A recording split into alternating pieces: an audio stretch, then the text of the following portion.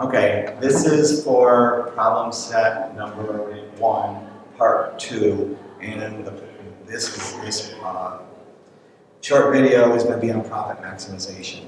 So in this problem set with profit maximization, you're going to see it again when you do monopolies, you're going to use costs again. So this is a really important one to kind of get a foundation for a couple of the next problem sets. So make sure that you understand what we're doing.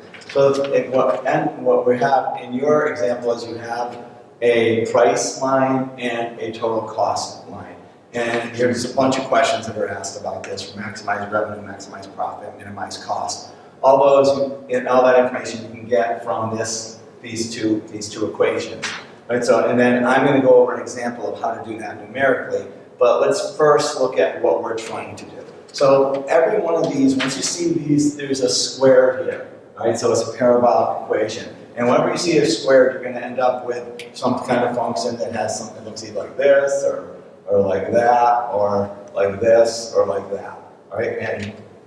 And so when you're doing profit statements and revenue statements, then what you're going to end up with is something that looks like this.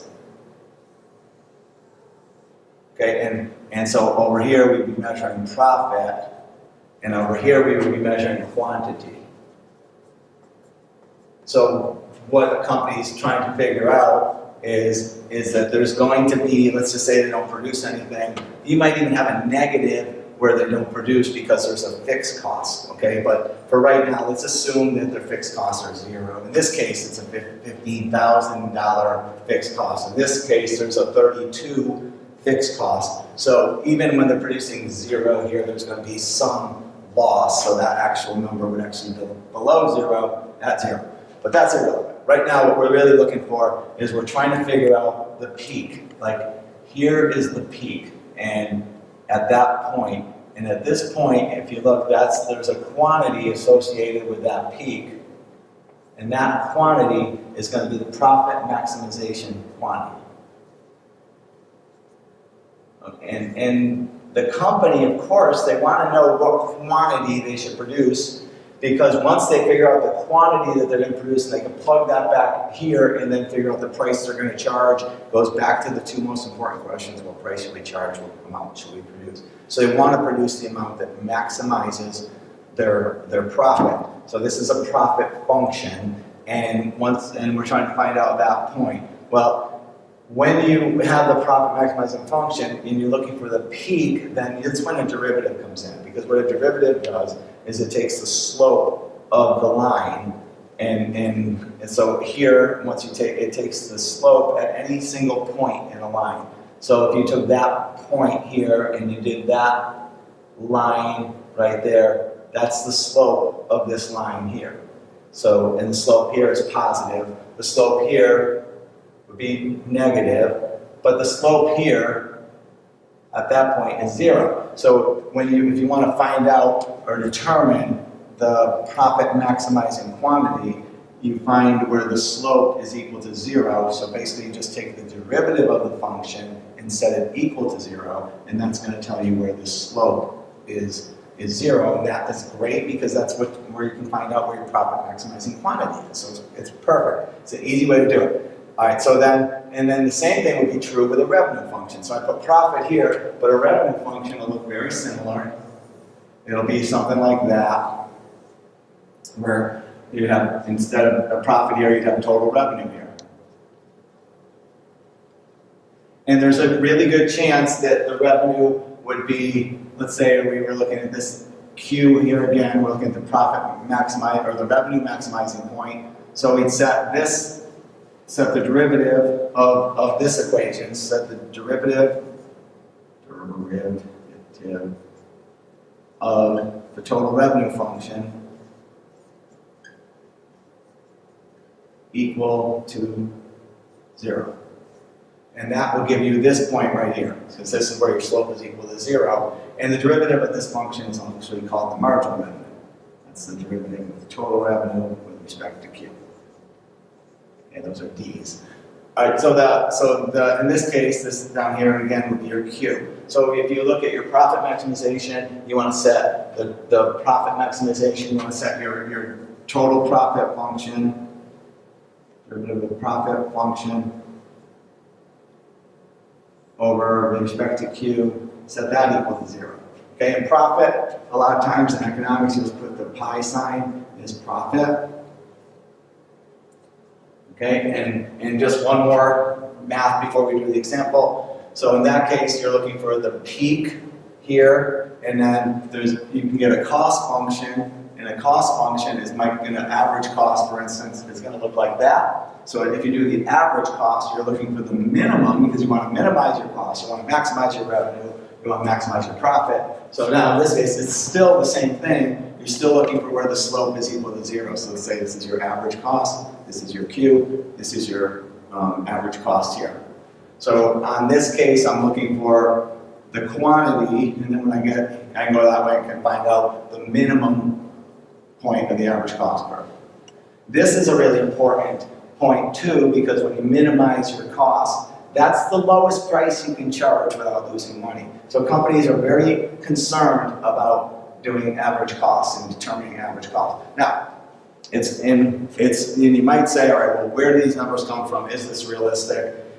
Every company is going to know where they minimize their costs. Every company is going to know how to maximize their profit. So yes, these things are important. As far as getting the actual functions, well, we're in economics, we can make these functions up, but you'll see, like I said, when you look at a regression, we can find out where these equations do come from. They are doable. All right, so let's get rid of all this, and what we're going to do is we're going to use my example. We're going to walk through my example, and I'm going to show you how to do a couple of these, and we'll do the math behind it.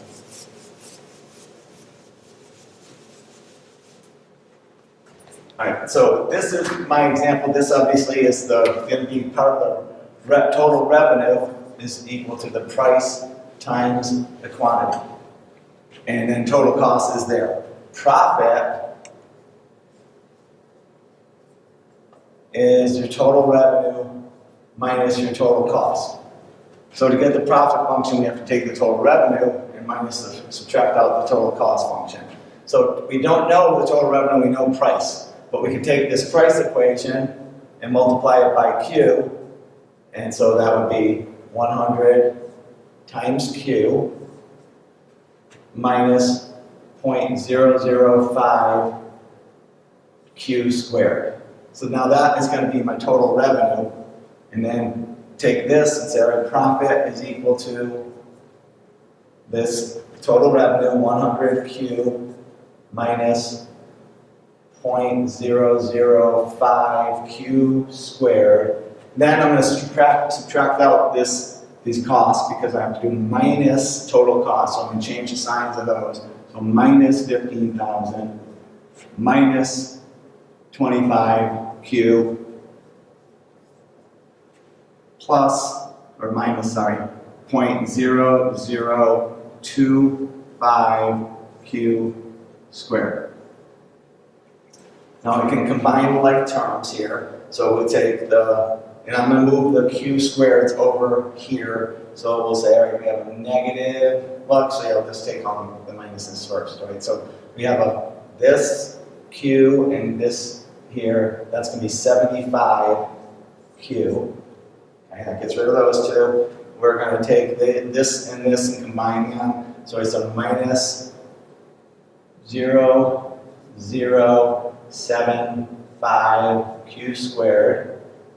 And then a minus 15,000. And this is my profit function. Okay? And now to solve for, if you go back to our last one, we said that the profit maximization point is found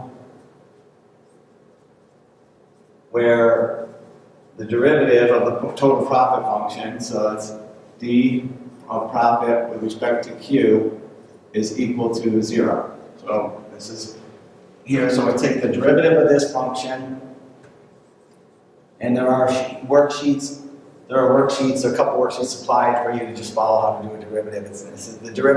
The derivatives in this class are really straightforward. First derivative and the second derivative, and there's a couple of keys out there to it, but it's really straightforward. Okay, so it's not like we're doing differential equations or a lot of, we do some partial derivatives too, but there's also some handouts on that. Okay, so setting this equal to 0. So the derivative of that is 75.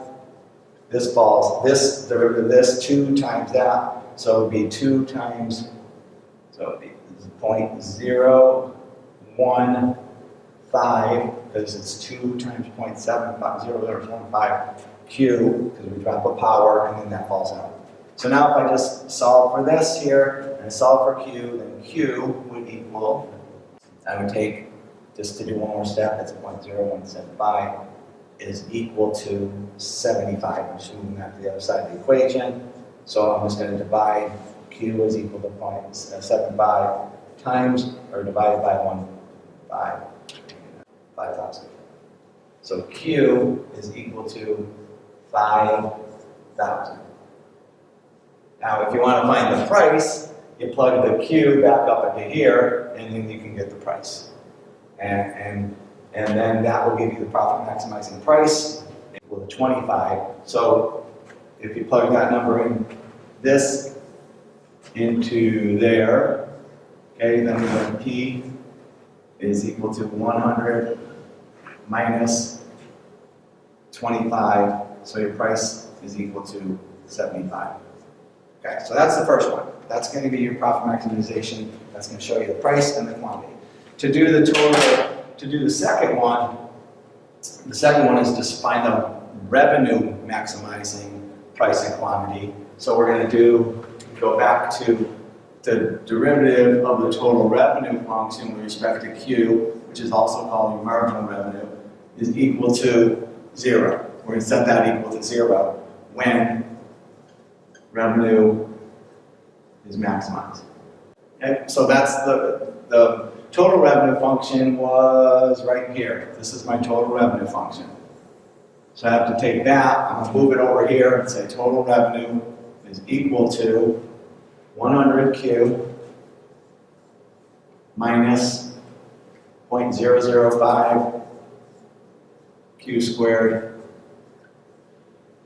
And I take the derivative of this function with respect to Q is equal to 100 minus 0.101 Q, 2 times that, 81 Q, and then set that equal to 0, so 100 equals 0.01 Q, and divide both sides by 0.01, so Q is equal to 10,000.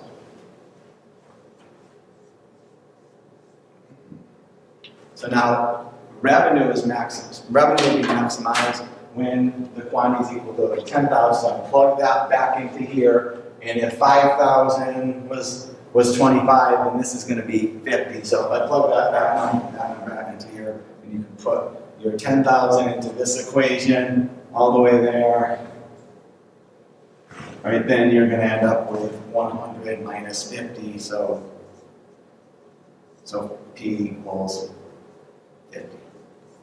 All right, and I think that's going to be it for this video. And if you were to minimize cost, and then you just take your total cost, you take your average cost, and I'm going to do that in a later video. So we'll be good for now, right? Good luck.